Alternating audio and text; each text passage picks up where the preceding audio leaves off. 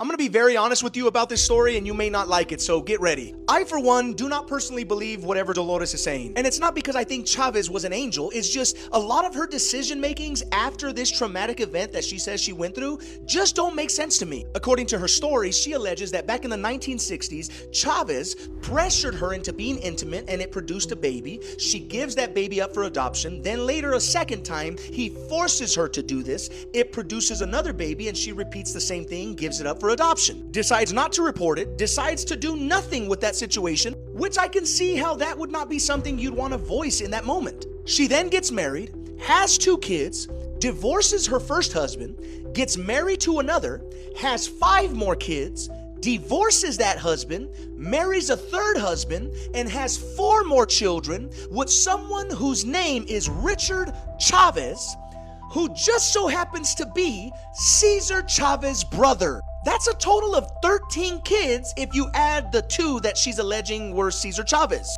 This scandal right here is all political. And guess who's behind all this? Karen Bass and Gavin Newsom. But what I want to know is, why use Dolores? She's not a credible woman. Every time this kid comes to a city near you, all your government officials run like roaches. And there is no difference now. And what are they doing? Running to Dolores Huerta so they can try to save and manipulate the Latino vote, of course. Not only has Nick Shirley has exposed voters fraud, homelessness fraud, daycare fraud, hospice fraud. Nick Shirley, if you have not done the gas, please do the gas. Do it for me, Papa. I mean, we need to know what's going on with this gas, because it's not Trump, it's Gavin.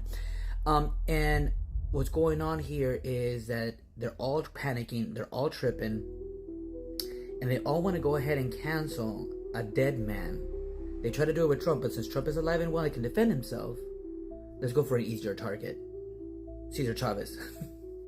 Sources say that Dolores Huerta already knew about these cases and has a lot of accusations against her also. And that these women have tried to go to her because obviously she is a civil rights activist, she's a feminist activist, she's for women's rights and whatnot, but she did not help them. Therefore, she looks complicit. And because she looks complicit, now she's a victim also. But baby, you're a victim 3 times with your abuser. You stayed with your abuser and you went with his brother. Seems like a climber to me. The message has always been clear with me from the beginning of this whole saga.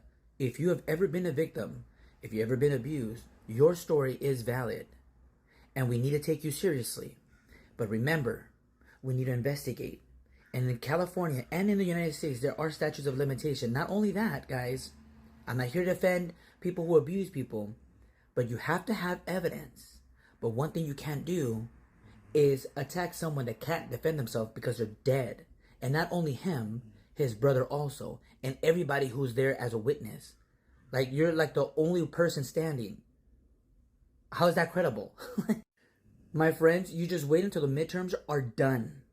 All those Cesar Chavez murals, all the Cesar Chavez names are going to go back up because it's all political manipulation to brainwash the Latino. I mean, come on, it's obvious.